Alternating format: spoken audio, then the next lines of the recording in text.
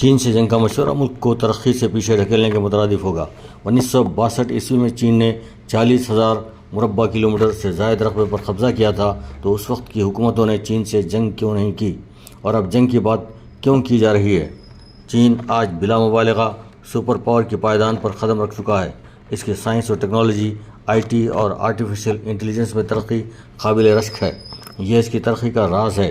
اس نے جنگ و جدل میں حصہ لینے کی جگہ خاموشی سے اپنی تعمیر و ترقی میں اپنے وقت کو استعمال کیا، اپنی معیشت کو سدھار لیا۔ ایک وقت کا غریب ترین ملک چین آج امیر ترین ملک بن چکا ہے۔ اس کے برعکس جنگ و جدل میں حصہ لینے والے ملکوں کا جو حشر ہوا ہے وہ دنیا کے سامنے موجود ہے۔ روس جیسا سپر پاور ملک بکھر کر رہ گیا۔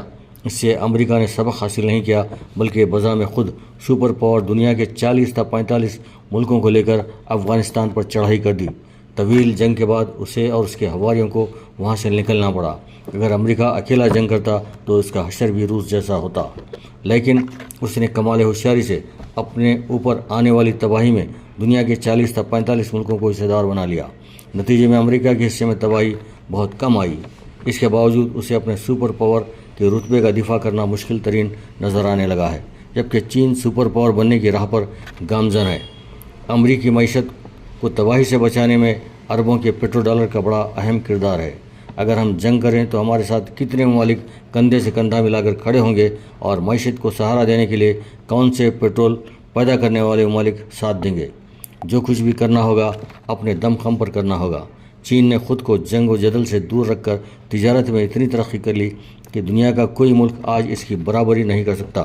خود ہمارے ملک کو قریباً 120 بلین ڈالر کی اشیاء برآمد کرتا ہے، جسے ہمارے ملک کے تاجر درآمد کرتے ہیں۔ ملک کے ہزاروں چھوٹے بڑے تاجر اور لاکھوں خاندان بلکہ کروڑوں افراد کے لیے روزگار مہیا ہوتا ہے۔ موجودہ چین ہند تناؤ کے باوجود نہ صرف تجارت باقی ہے، بلکہ چین کے بینکوں سے سب سے زیادہ قرضہ حاصل کیا جاتا ہے۔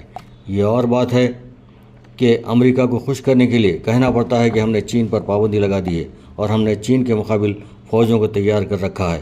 امریکہ کو مزید اطمینان دلانے کے لیے اس سے جدید ترین ہتھیار خرید لیے جاتے ہیں۔ اس سے ہندوستان کو فائدہ ہی ہوتا ہے اور جدید ٹیکنالوجی ہندوستان کے ہاتھ لگ جاتی ہے۔ امریکہ کو خوش کرنے کی پالیسی پر اپوزیشن پارٹی بھی عمل پیرا ہے۔ یہی وجہ ہے کہ اپوزیشن قائدین اپنے امریکہ کے دورے کے تقاریر میں کہتے ہیں کہ ہم چین کو سبق سکھائیں گے۔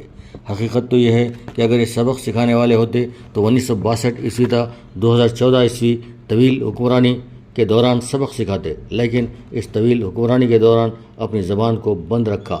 اس پس منظر میں ہندوستان اور چین کے درمیان کوئی جنگ نہیں ہو سکتی۔ ادھر امریکہ نے چین کو نیچا دکھانے کے لیے گوادر بندرگاہ کے متبادل کے طور پر ہندوستان کی ممبئی بندرگاہ سے عرب امارات اور سعودی عرب اور وہاں سے اسرائیل اور آگے یورپ کو ملا دینے کا منصوبہ بنایا ہے، اور اس میں کئی بلین ڈالر کی سرمایہ کاری متحدہ عرب امارات، سعودی عرب، یورپ و امریکہ کریں گے۔ اس سے ہندوستان کو تو فائدہ ضرور ہوگا، لیکن چین کی راہداری کی خصوصیت میں کمی نہیں آئے گی۔ ہاں، اس بندرگاہ کو چین کے لیے بند کر دیا جائے تو چین کو کچھ مشکل ضرور ہوگی۔ چین نے اس سے پہلے ہی اندازہ کر لیا تھا، اس لیے اس نے ایران کے اصفہان بندرگاہ اور افغانستان کے زمینی راستے کو استعمال کرتے ہوئے براہ قزاقستان، آذربائیجان، ترکی و یورپ تک راستہ ہموار کر لیا ہے۔ دراصل افغانستان کے زمینی راستے کو استعمال کرتے ہوئے براہ افغانستان، آذربائیجان، ترکی و یورپ تک راستہ ہموار کر لیا ہے۔ دراصل چین سے افغانستان کی سرحد ملتی ہے۔ اس طرح سے چین نے اپنا متبادل راستہ تلاش کر لیا ہے۔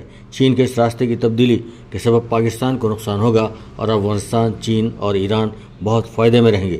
امریکہ کا مقصد تو پورا نہیں ہوگا، کیونکہ ان ملکوں کی سرحد کے قریب امریکہ نہیں بلکہ چین اور ہندوستان ہیں۔ نتیجے میں چین اور ہندوستان ہی فائدے میں رہیں گے۔ ان حالات میں چین اور ہندوستان کے درمیان جنگ کے امکانات بہت کم ہو جاتے ہیں۔ پاکستان کو نقصان اس لیے ہوگا کہ اس کے حکمران امریکہ کی ڈکٹیشن پر چلتے ہیں اور اچھے خاصے گوادر کی تجارتی راستے کو بند کرنے کی تیاری کر چکے ہیں۔